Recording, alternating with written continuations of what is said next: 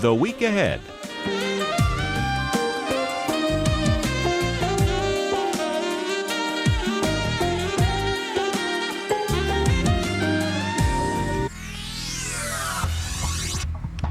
Minutes past the hour and St. Louis, so looking like a nasty day right now, and it's really not going to be a whole lot easier for you over the next several days. 33 degrees with mostly cloudy skies, and at this point we've got quite a mess in your forecast. Take a look at some of the things we're concerned about for you over the next few days. We do have the potential not just for the iciness but also significant snowfall. So we got the snow and the wintry mix developing Monday for you, and then heavy wintry mix Tuesday. That includes the sleet and the freezing rain.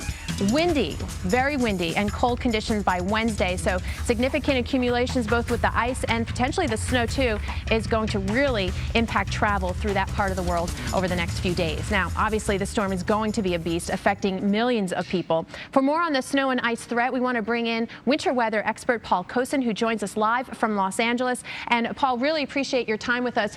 What are you seeing right now? What is your take on this huge system? Well, this storm is going to be taking a lot of the nation hostage, anywhere from the northern Rockies, the southern plains, the central plains, the Midwest, and the Northeast are going to be looking at winter weather conditions where the Northeast had been basically the focus of the storms. Now a lot of the country is going to be sharing in their misery.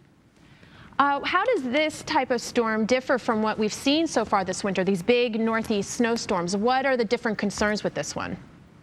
Well, this one's going to be far more widespread. It's also going to be accompanied by temperatures that are extremely cold.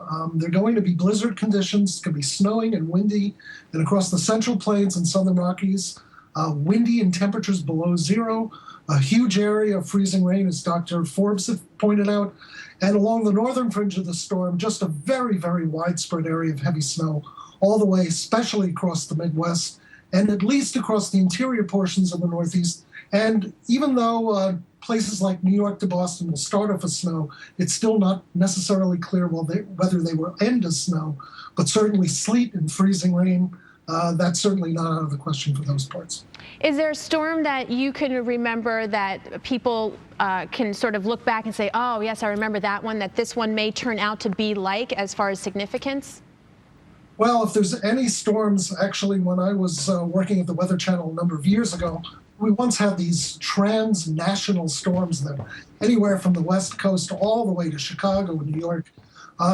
They're not too frequent, and I can't remember specifically any one, but there were a number of storms that just have these really widespread effects. That's going to be the main signature of this one. All right, Paul Kocin in Los Angeles, thank you so much for your time and your insight.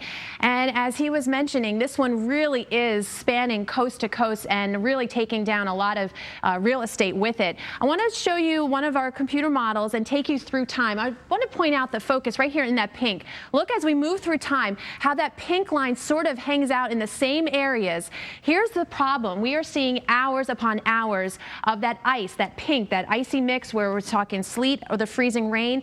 And the duration of that is crucial because now we're looking at significant accumulation of that ice on power lines, on trees, and that's why we are sort of using that term crippling over the next few days. Here's the ice accumulation forecast. You can see that deep shade of purple taking it through central Illinois, Indianapolis in there as well, and northwestern Ohio. So even through Wednesday morning, we'll be talking about the significant ice accumulation part of this story. Todd?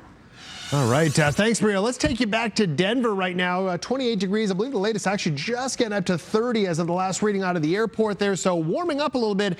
The reason I mentioned those couple degrees is that, say, today we get into maybe the upper 30s across the area, even some mid 40s. However, into tomorrow, we're only in the upper 20s. And then Tuesday, you're talking barely even single digits.